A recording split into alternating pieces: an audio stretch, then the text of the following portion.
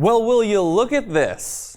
Back again, after what feels like, and actually is, I think, 2.5 month, almost 3 month absence from recording.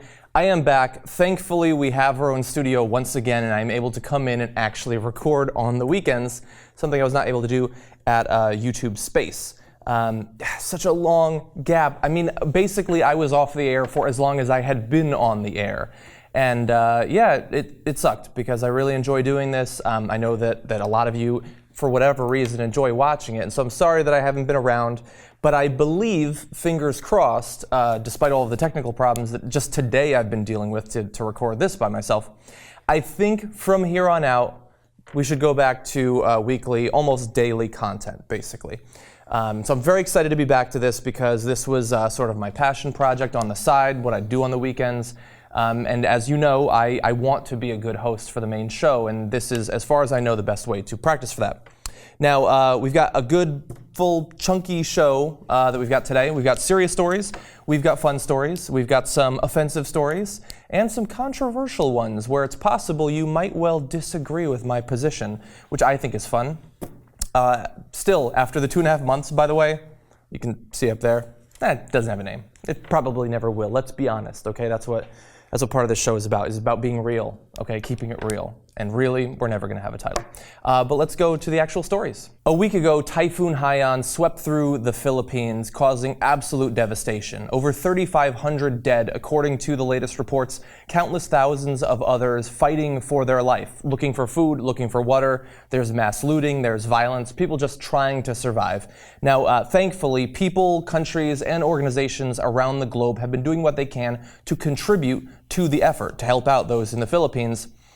Unfortunately, one group who also wants to contribute is Fox's The Five. Specifically here, Dana Perino, she's trying to give them some advice, trying to say what we should do to forestall another incident like this, but unfortunately it turns out that she is a complete moron. Let's listen. Global warming is the perfect excuse to not do anything for people living in the third world. It gives people a pass to say, oh my gosh, well, it's global warming. That doesn't do anything to help provide affordable electricity to people that are living there, so that they could have had more information, so that they could have gotten out of harm's way. With more affordable electricity that is steady, you have better education, you have better health care, you have better well-being, and you have the possibility of trade, which will actually help everybody. Now, no one is going to be surprised to find out that Dana Perino does not really believe in climate change. In the full extended version of that clip, she goes on to say that she sort of believes we might be heating up the globe, but we're not responsible, and even if we were responsible, there's nothing we can do, so there's nothing we should do.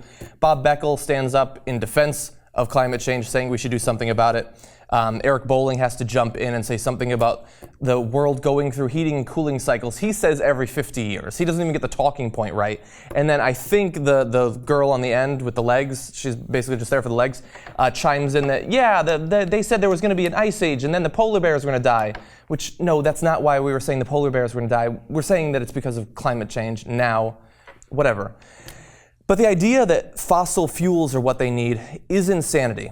Okay, these people didn't die from Haiyan because they didn't have internet and they were too stupid to get out of the way. She's saying that with electricity, they would have better communication and they could have avoided it. No, they live there, okay? It swept over the entire goddamn thing. It stretched from Florida to Canada. It was that equivalent size. The internet was not going to save you in that case. No, we need to do what we can to recover from it, to make sure that these communities are ready for the next big storm, which at this point seems inevitable. But no, fossil fuels are not the answer. And thank you very much, Dana Perino, by the way, for pointing out that all you care about is helping the poor. Yeah, because every time I'm forced by seeing the headlines to watch some of the Five, you're always there standing up for the downtrodden, the people who are just doing the worst in society right now. Blow it out your ass, Dana Perino. If you want to help out the poor, get any job other than your job as a political commentator on the fucking Five, where your rundown day to day seems to be constructed by taking a wheel of the most afflicted and downtrodden groups in society and throwing darts at it, and then that's the group that you're going to pin to the wall on your show for that day. The Philippines needs a lot of help. What they don't need is your viewpoint, Dana Perino. What they don't need is more fossil fuels.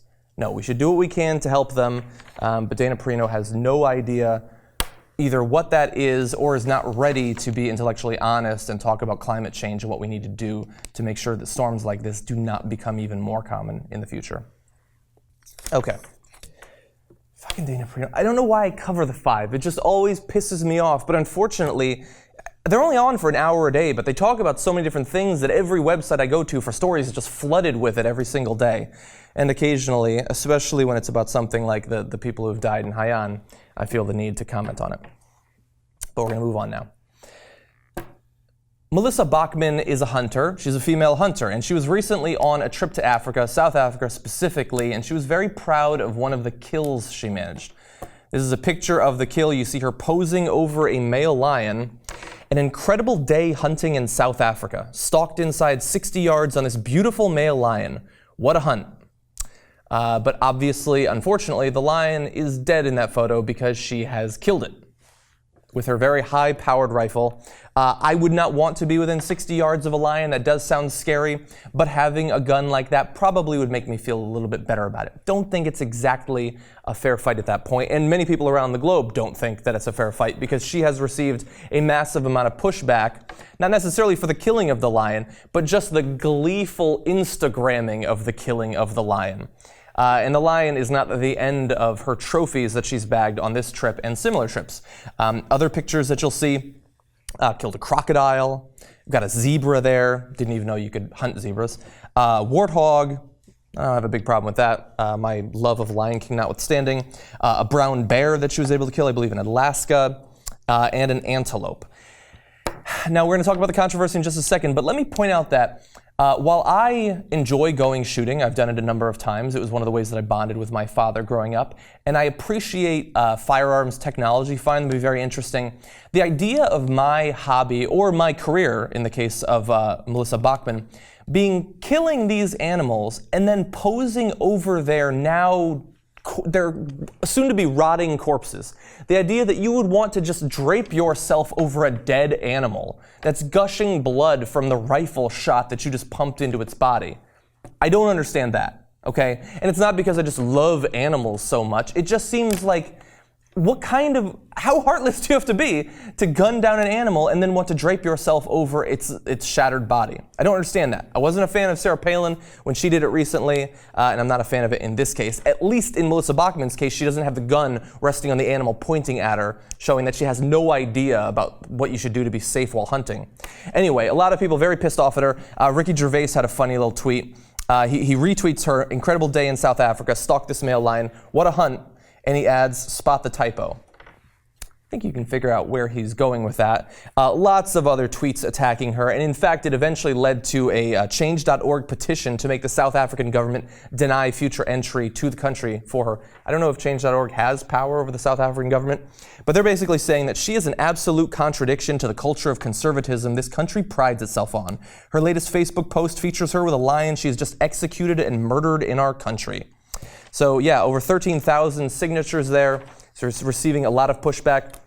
Look, I don't think that in all cases hunting is horrible. If you're actually going to eat the animal, I understand that. In many cases, like with deer, you'll need to do culling because the natural rise and drop of populations, you have to kill off some of them or they will all die because they'll eat every shred of food in an area. Totally understand that. And I understand that in some cases in Africa, these safaris, they want the rich people to come and pay a ton of money to bag an elephant or whatever, because that pays for conservation efforts and all of that.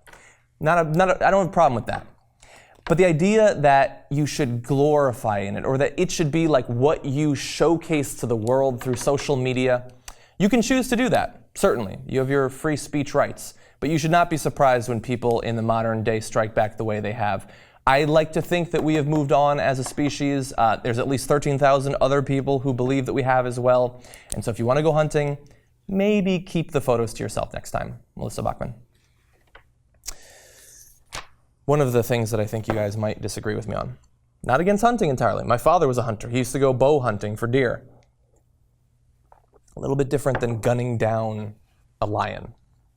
And I know that people don't like the argument that it's completely unfair. Now look, it's not defenseless, the lion, but when you give that sort of rifle to her, it's effectively defenseless. Give her a sword or something. If she wants to hunt a lion with a sword, I'm totally okay with that. It seems pretty badass, actually. Anyway, let's turn back stateside. The New York City Police Department is incredibly worried about what seems to be a rising and spreading trend among teenagers in not just New York, but it's starting to spread around that area, a game called the Knockout Game. Now, the objective of this game is to walk on city streets either by yourself or in a group, and when you pass someone, an unknowing bystander, you clock them in the face as hard as you can and attempt to knock them out in a single punch, and you just keep on walking. And you don't just do this for the fun of the punch. Teens are apparently spreading these around. They're posting them on like YouTube, other video sharing sites. They're trading them with each other. It's like a new age Pokemon, I guess, but unfortunately someone has to get punched in the face for you to produce it.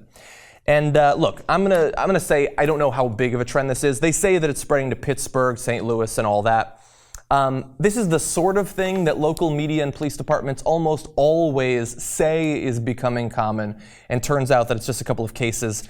And so I don't think that this is going to be sweeping every major metropolitan area, every major city or anything like that. But this is pretty scary stuff, okay? Even if it's only happening in a few cases. And the fact that for the most part it's happening in predominantly Jewish neighborhoods raises the possibility that it's actually some sort of hate crime. I'm not a fan of this sort of thing because we've seen this acted out, at least in fictional terms. This is basically a Clockwork Orange. These kids are going out for a little bit of the old ultra-violence. And unfortunately, these people can't fight back. They have no idea that they're in a fight until they've already been punched in the face. So it's not just that it's sadistic. It's not just that you are completely dehumanizing the people that you're walking past. It's also incredibly cowardly. Because yes, the person could theoretically fight back afterwards, but you've already put your full force into a punch to their face when they're completely defenseless. They have no ability to react to it. I mean, at least if you can tense up or something, you can take a punch better.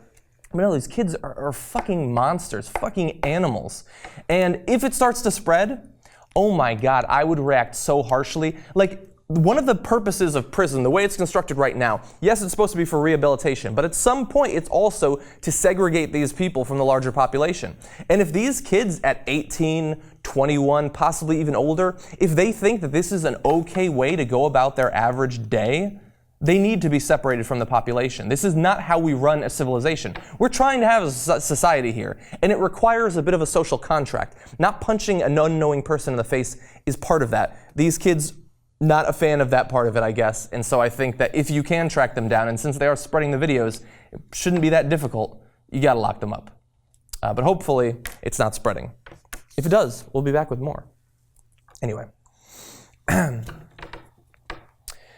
A new, more nuanced way of measuring same-sex attraction is showing that it might actually be much more common than we'd previously thought. Uh-oh, Christians aren't going to like this. Now, we've got a lot of numbers for you here, but pay attention because these are incredibly interesting. So the first, this is just the normal way of asking, have you ever had a sexual experience with someone of your same sex? An average of 17% of those surveyed said that they had. 12% of men, 24% of women. Huge disparity there. That's the normal way. The more nuanced way, where people are assured that their responses will be anonymous and they have no fear of it getting out, it jumps to 27%. 17% of men and 43% of women. That is an increase of 58%. We're not talking about small numbers. We're not talking about maybe it's statistically significant at this point. That is a huge leap. Now, the second question, slightly different. Do you consider yourself to not be heterosexual? 11%, under the normal way of measuring it, will say that they do not consider themselves to be heterosexual. In the veiled result, the percentage leaps to 19%, which is a 65% increase. Now, if this is true, if this can be generalized to the entire population, I mean, look, I'm sure that conservatives and Christians would be shocked to find out that 11% of the population is homosexual, or at least not heterosexual. I understand there are a lot of other identifications. But if it's 20%, if it's 1 in 5 people, I think it makes it a little bit harder to justify your insane hatred and discrimination against them. So that's the good side. When people feel that it's anonymous, they're more willing to admit these sorts of attractions. But there is a dark side. And so when you ask participants, do you believe that discrimination on the basis of sexual orientation should be illegal? Under the normal way, 14% said no. That number jumped to 25% when you assure anonymity. And so again, almost twice as many people saying that, yeah, that discrimination, not so bad. Now, that does show that at least 1 out of 4 people out there think that you should be discriminating this way. But when they're not sure that they'll be anonymous, they're at least willing to keep it to themselves, or they understand in some way that it's sort of shameful, or they'll be attacked for believing in that thing, or at least stating it. And so maybe that's even a good thing. Now that's the population at large. Most interestingly, perhaps, and I know that I've sort of buried the lead, for those who are older and Christian, the gap between those who know they'll be anonymous and those who don't is even larger. For that group, the difference is more than 100%. And so, man, they're even more worried than the young about whether or not they'll be judged for their views. So yeah, I think that those results are just so interesting. I mean, we're talking about sort of the fight for gay rights right now. We've seen a lot of successes for that movement over the past few years. And I don't entirely know what this says. I mean, the fact that you have both the discrimination and also the same-sex attraction being hidden by the desire for anonymity. Maybe in the future, when people are more tolerant and you don't have to worry about pushback for these sorts of views, we will have a more tolerant society. I don't know for sure, but this does give me at least a little bit of hope. Okay.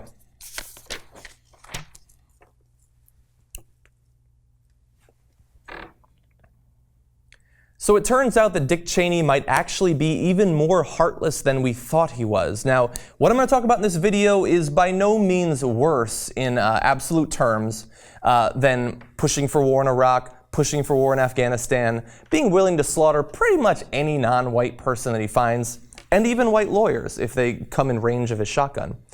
But this is a very indicative incident that I'm going to show for you today. So, as many of you know, he had a heart transplant. He's actually writing a book right now about the experience of having the transplant. I've got no problem with that. But he was recently interviewed. He was talking with Larry King, and Larry King asked him, did you ever find out whose heart it was? Did you ever find out what sort of a person he was, what sort of life he led, how he died, and those sorts of things?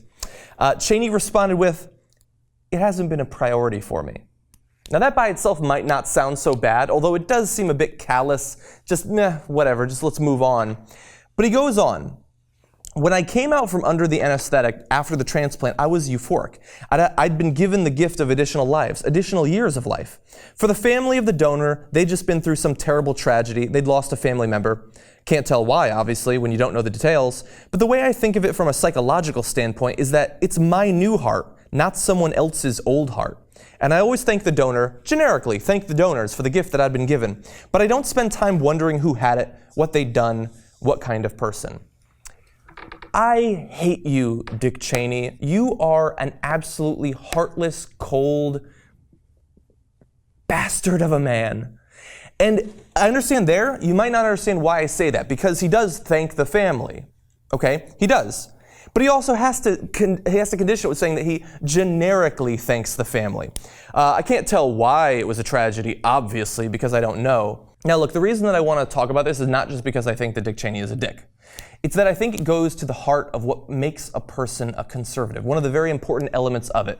And it's revealed by his quote, from a psychological standpoint, it's my new heart, not someone else's old heart.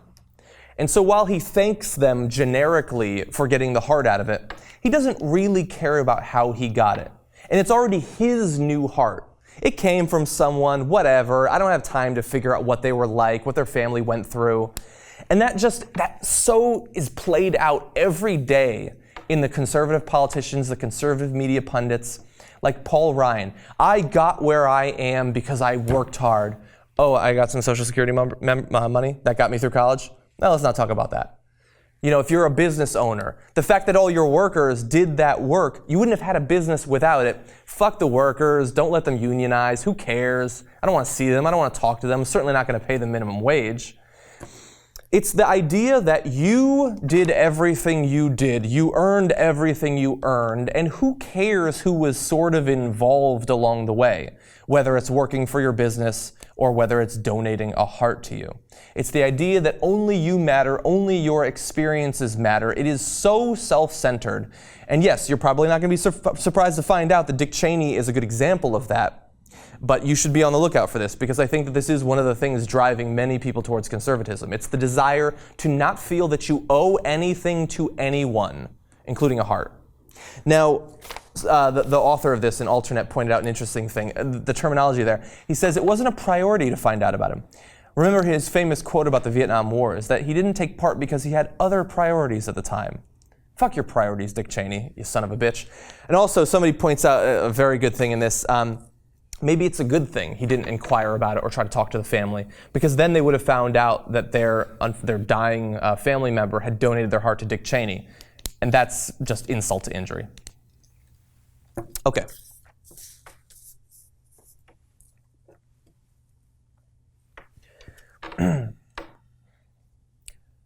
While the United States narrowly avoided intervention in Syria, the conflict goes on, and it has gotten increasingly bloody, increasingly ruthless. The most recent incident is that the rebels in Syria mistakenly beheaded a fellow rebel.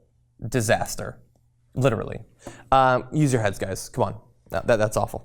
But no, really, they believed that he was a pro-government fighter. The reason they give for that is that Mohammed Faris, this is the actual guy who was killed, Faris apparently shouted the names of two revered figures in Shiite Islam when he arrived wounded in a makeshift hospital, prompting the overwhelmingly Sunni opposition, the rebels, to assume he was a government fighter.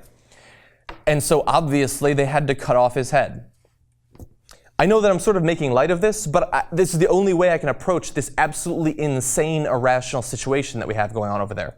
Now, I understand that both sides are absolutely barbaric, but the way that they conduct themselves, thank God we are not involved. Thank God that we're at least stripping the government of its chemical weapons and not having to go in on the ground, because our soldiers would be exposed to this sort of thing. So yes, they cut off the guy's head. Now, these videos have been going around showing people holding up heads. We don't know if it was exactly his, but similar things have been going on. One of the jihadis in one of these videos said, if they, al-Assad's army, enter, they will not distinguish between supporters and opponents. I swear they will rape the men before the women. For all I know, that might well be true, but look at the way they're trying to scare their fellow fighters into thinking there is nothing you should not do to stop them from winning, because they will come and cut off your head. They will rape your men. They will rape your women. The chance of peace developing anytime soon, obviously very low. I'm hardly the first person to point that out, but this is, I feel very bad for the rebel who was mistakenly identified as a pro-government fighter, because he is at the very least trying to help them. Perhaps they should have headbands or something like that. Now, a spokesman for the group that was responsible for the killing, this is Omar al-Kahatani, says, "We call on God to accept Mohammed Faris into his kingdom and to forgive his brothers that sought us of the enemies of God and our enemies." Omar, God has absolutely nothing to do with the conflict in Syria. If he existed and he was interested remotely in what was going on in Syria, he wouldn't be on your side and he wouldn't be on Assad's side. You're both a pack of bloodthirsty savages cutting off each other's heads. God wants nothing to do with that, okay? Maybe Old Testament God. He was into that kind of thing from time to time. But we have a New Testament and, further books produced by other religions since then. I don't think Jesus would have been involved in this. What would Jesus do? Not cut off the heads of your fellow rebels. That's my view. Now, look, bad situation over there. That's why I'm doing this story, is to remind you of the absolute insane level of bloodshed that's happening. Nothing we can do about it, nothing we're going to do about it, but it's a situation that exists and you should be aware of it. Now, let's switch to some good news after I take this drink of water. That's a rough story. Okay.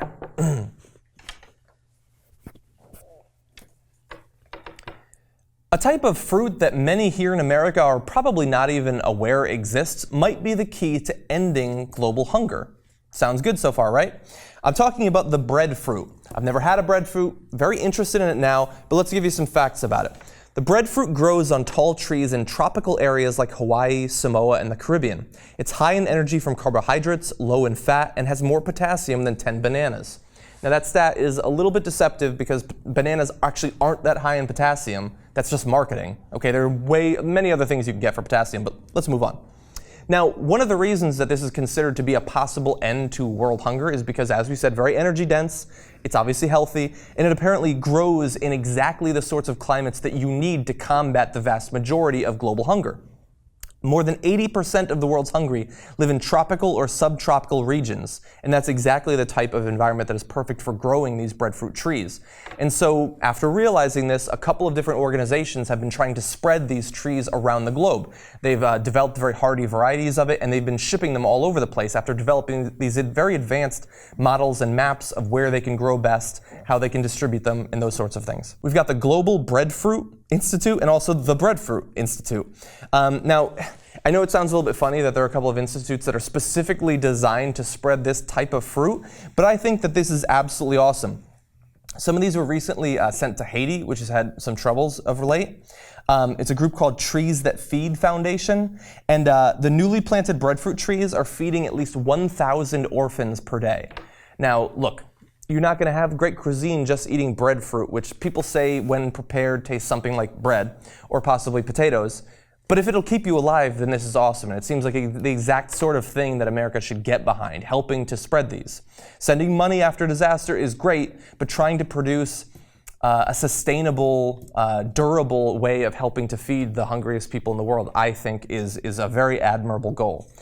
Main reason I'm covering this is because obviously on this show, other shows on the TYT network, we cover a lot of negative news. You're much more likely to find out one of the reasons that we're all going to be going hungry in the future than about why we might be able to stop some of this world hunger. And so every once in a while I like to highlight a good story. And I don't know for sure that breadfruit is the solution to global hunger problems. I like that these organizations are working on it, but a little bit of good news for you today.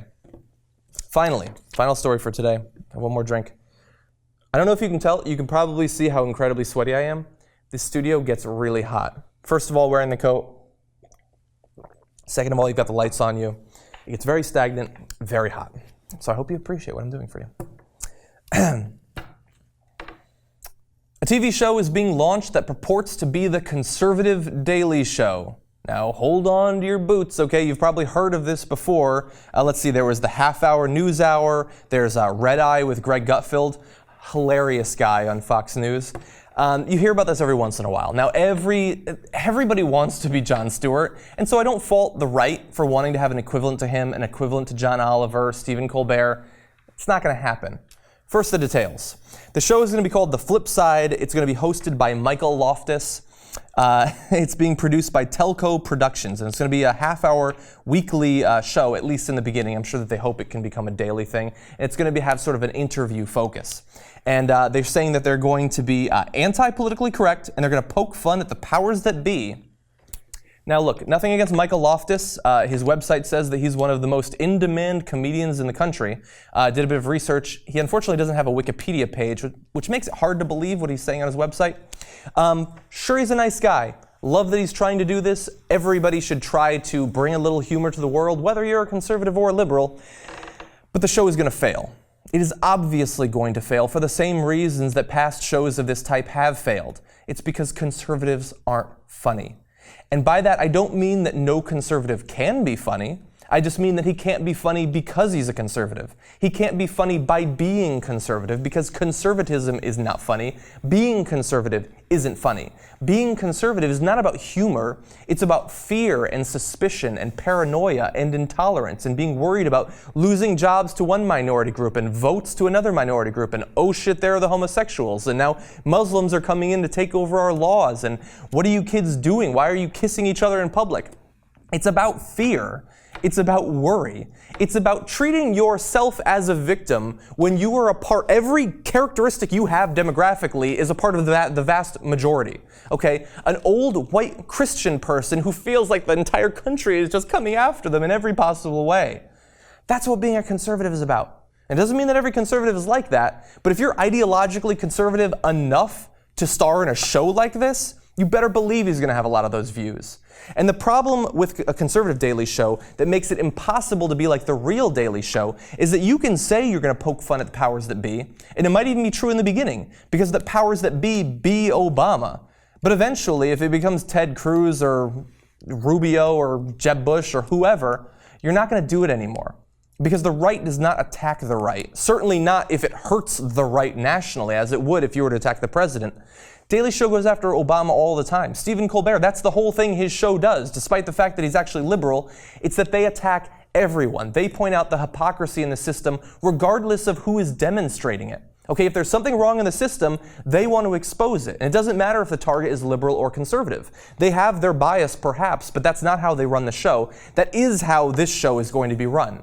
They're not going to be mocking the right. They can't mock the right. They don't have any, they can't tolerate cognitive dissonance. They don't allow for ambiguity or shades of gray. Okay? They can't say anything that might make them question their political ideology in a way that we love on the left to joke about. And that's why this show will fail. Anyway, guys, I want to thank you for bearing with me. Obviously, we've had some technological problems. We've had to start and stop because the video hasn't worked. Blah, blah, blah. You're totally used to it, I'm sure, at this point. But thank you for tuning in. Very excited to be back on a normal weekly schedule. If you have stories that you'd like to see covered, as always, feel free to tweet them at me at Iadarola. I love talking about the sorts of things that you guys want to talk about. And when you send me stories, it allows me to be exposed to topics and ideas that I would not come across every day or in my normal run of looking for stories. And I'm a curious guy, okay, so I love that. I'm going to try next week to have a weekly rundown, you know, where I respond to your tweet comments and things like that. So feel free to ask me questions if you have any. And otherwise, thank you very much for joining me. I'll see you next week.